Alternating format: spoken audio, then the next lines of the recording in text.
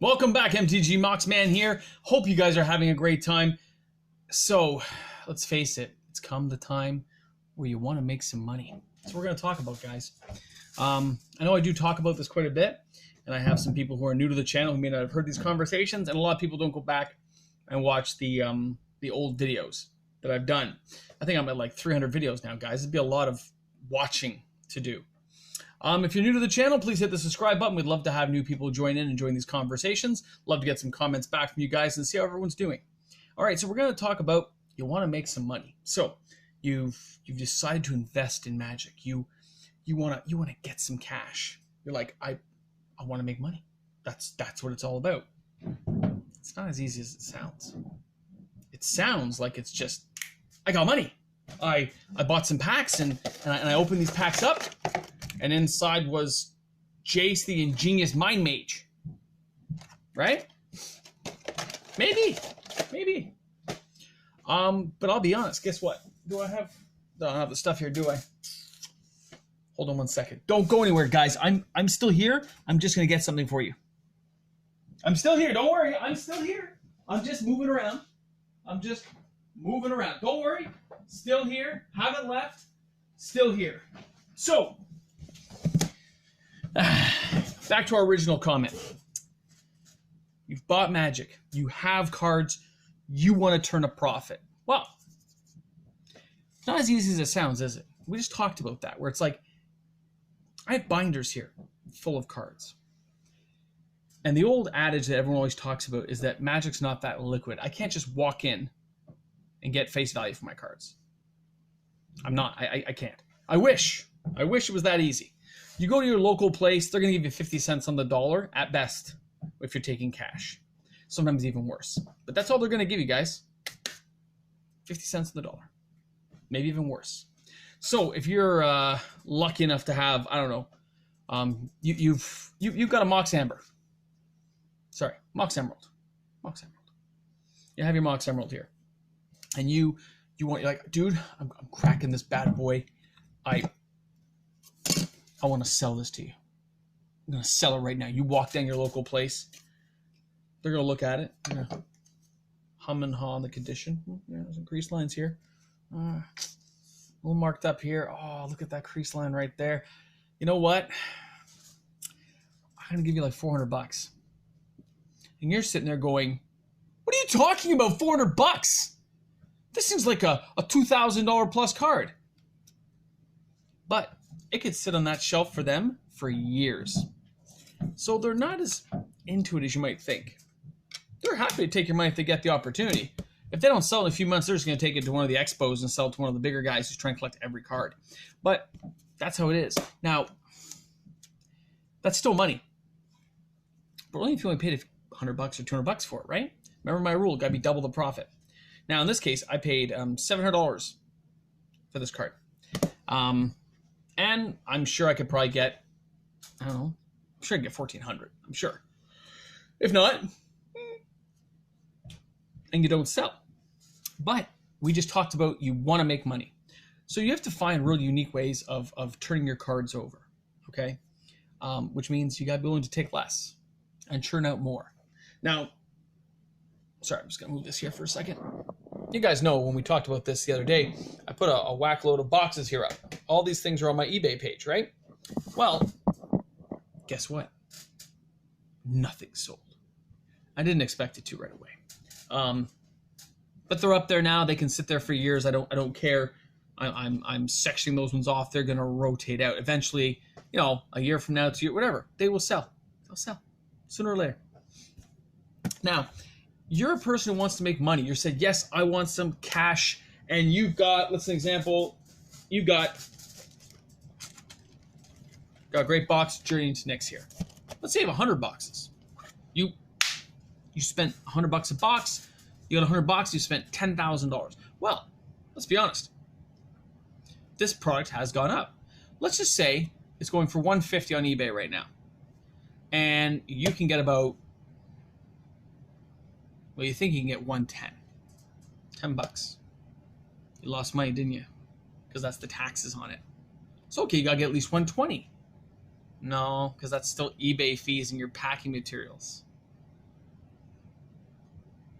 So now you're on the 140, 150 mark, and you're hoping it'll sell to make what, $5, $10 per box? Now, we said we have 100 boxes. That's still 500 bucks. It's nothing to sneeze at.